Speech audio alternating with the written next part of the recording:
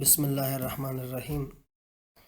اکانومیترکس کم سیریز چې موږ شروع کړی وو دا د هغه په دوام څلورم لیسن دی. اکانومیترکس میتودالوجي هغه کې موږ 3 سټیپه کړي وو او هغه کې دوم سټیپ کې هلته موږ ډیټا کولیکټینګ باره کې خبره کړې وه.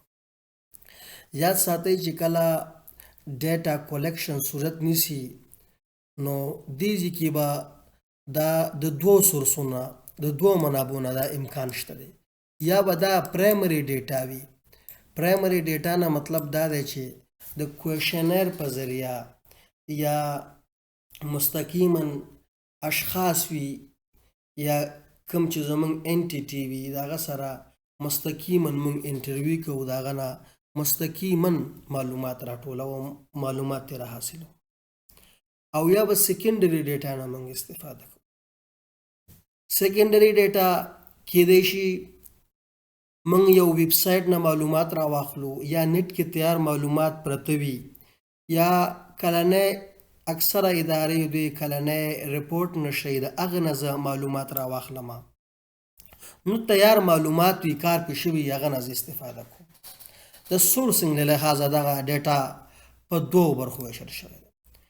ولی په اکانومیترکس کې دغه ډیټا دا بیا جدا طبقه بندي شوی دی چې هغه کې موږ سره کراس سیکشنل ډیټا، ټایم سیریز ډیټا، پولټ ډیټا او همداراځې پینل ډیټا.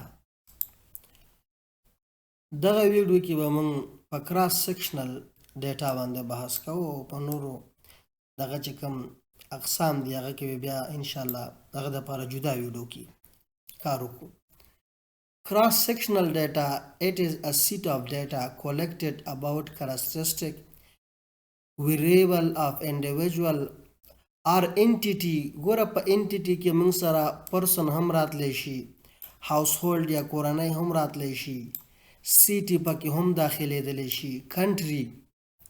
خو په چې دغه ډیټا باید په سنگل پیریود آف ټایم کې مطلب راجمع شوي وي او راغستل شوی وي. ګوره زه دا یو ساده اگزامپل کې تاسو سره زه شریک کړم.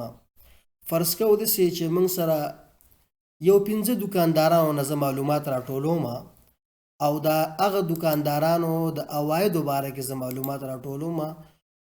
خو په کراس سیکشنل ډیټا کې دې کې اکثرا دا کمپیریشن دپاره چې مقایسه صورت ونیسي درې دپاره دا کارول کېږي. نو 15 دکانداران دي او په سنگل ټایم فریم کې مطلب دی ټولو نه په همدغه 10 تاریخ کې زه معلومات راټولوم.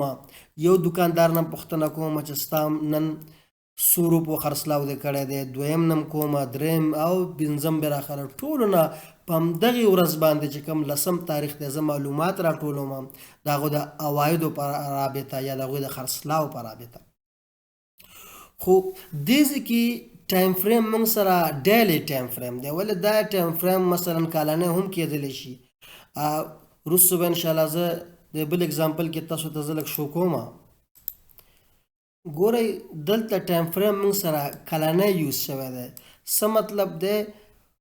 په سنگل ټایم پیریډ یا په دې 2020 کال کې موږ دلته د فرض کوو داسې د 100 کورنیو نه معلومات راټول کړي دي د هغوی د عوایدو په رابطه، د هغوی د مصارفو په رابطه او د هماغې د کورنۍ غړو په رابطه چې د هره کورنۍ څو غړي نه مشتمله ده یا څو غړي پکې. خو دې ځای کې که موږ وګورو د هر یو فامیل نه چې موږ معلومات راټول کړي دي په سیم پیریډ کې مطلب په ټولو نه موږ په 2020 کې معلومات راټول کړي دي. دلته ټایم فریم لږ لوی دی نو دا کلنی ټایم فریم دی. خو یو ټکي ته باید یوې نقطې ته باید تاسو متوجه چې هغه دا چې ټایم فریم باید تغییر ونه کړي، داسې ونه شي چې د اول فامیل نه موږ په 2000 یا د 50 زموږ ټول دغه دلته 100 دي، ابزرویشن زموږ 100 یا سیمپل زموږ 100 او 500 کورنیو نه موږ په 2020 کې معلومات راټول کوو، باقي 500 نورو نه موږ په 2021 کې. دا ډیټا بیا موږ سره کراس سیکشنل ډیټا نه ده. نو کراس سیکشنل ډیټا کې موږ سره که دغه مثال ته موږ وګورو نو هاوس هولډ دلته که موږ دا فرض کړو چې موږ سره 100 هاوس هولډ دي یا ابزرویشن زموږ 100 دي یا سیمپل زموږ 100 دی او دغه هر یو انټیټي نه موږ په 2020 کال کې دینه معلومات راټول کړی دی نو دغه معلومات موږ سره کراس سیکشنل ډیټا دغه معلومات ته کراس سیکشنل ډیټا وایي.